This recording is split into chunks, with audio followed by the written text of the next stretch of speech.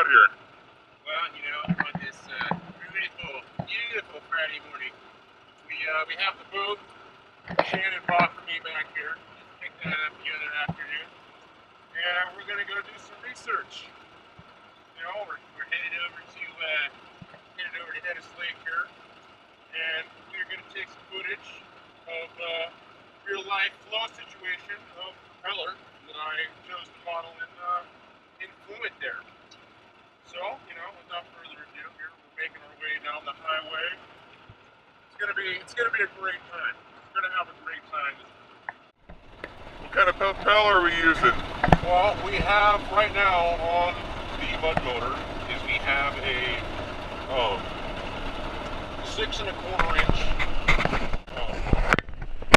10-degree pitch, 4-degree brake propeller, 2 blades.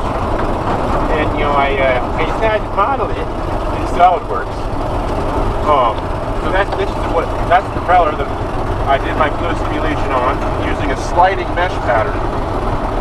2 domains, one larger domain with a smaller domain inside, rotating at the speed of the propeller with a fixed solid body in the center of the rotating domain.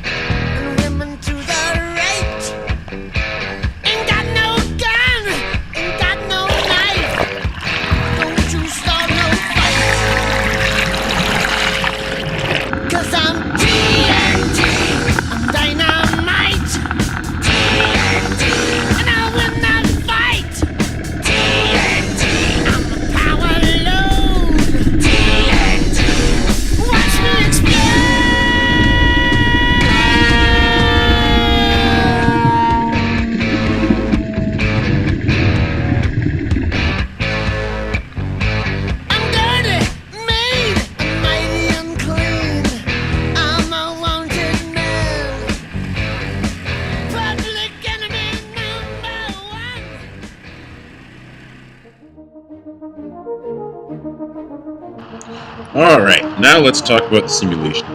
Here's the geometry we used to model the propeller. And we used, so for initial boundary conditions, the rotating domain was set to an interior boundary condition. The inlet was set as a velocity inlet with an influx of 4 meters per second. The outlet was set as a pressure outlet. The static domain was set to a wall boundary condition, as well as the propeller was also set to a wall boundary condition. The problem was solved, discretizing the Navier-Stokes equations, using a steady-state, pressure-based simple solver with a k-epsilon viscosity, using a realizable and scalable wall function. So here we can see a graph displaying the path lines of the propeller.